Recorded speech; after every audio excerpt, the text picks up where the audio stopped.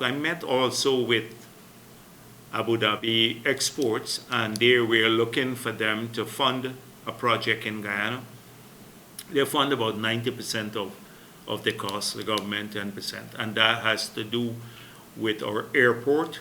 So the cabinet has approved that to move fully to e-visa portal and to put in a number of gates at the e-gates. So in the future, hopefully within about 8 months or a year, that it would almost seem paperless coming in through our airport, but with a lot of security features, the software, the cameras that can retinal scan and stuff like that, fingerprint. So they're working with us on a project to do that, and hopefully we will also send our immigration people, customs, to UAE on attachments there. So that was the second thing I met. And then Abu Dhabi Fund for Development.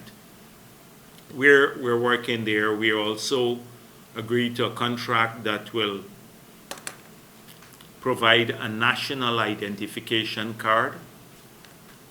So we are not touching the voter's identification card, the one issued by GCOM, because that's too controversial. They can continue to issue that. So you'd have legislation next year for a new ID card that will have a chip in it.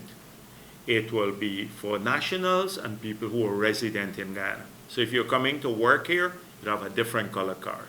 Guyanese will have one color card.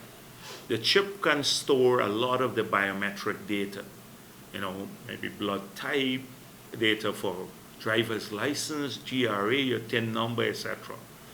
That could be used then for a whole range of purposes, but as a secure document. We can eventually use it with this ID now, which will be secure.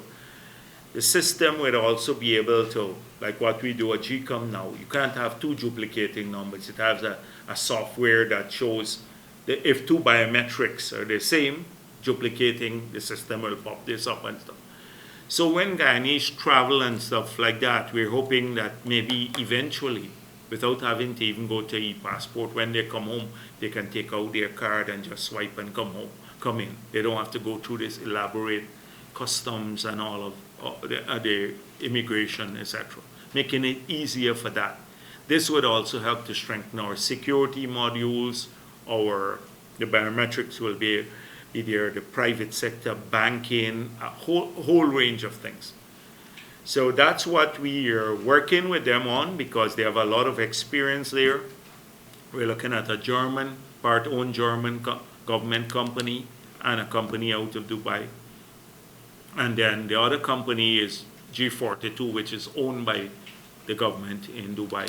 They have a lot of experience at this, so we chose them. But we're trying to do it in a manner where we can deal with the first thing. The next so as I said before, our national ID. And then if you're a foreigner now, you're coming in to work here and you have a work permit for 3 years, you will have one of these cards. Different color, but that would allow you to go to the GRA, establish a TIN, or the bank. The moment that expires, your 3 years work permit, then things start shutting down. You have to go and renew it, so we can see who's here in our country too. And that would help a lot. The next phase is probably e-passports. So these are, now we bring in this stuff from abroad, we put it on, but these would be full electronic passports with a chip. When you go around the world, it's easy. It's hard to duplicate, easy for our people to travel. Hopefully that would give us more visa-free access to some countries in the world that require secure document eventually. But it would improve the experience of Guyanese when they travel around the world or come home. We want to make sure that our people can, like here, they don't have hassle at the airport and everything else.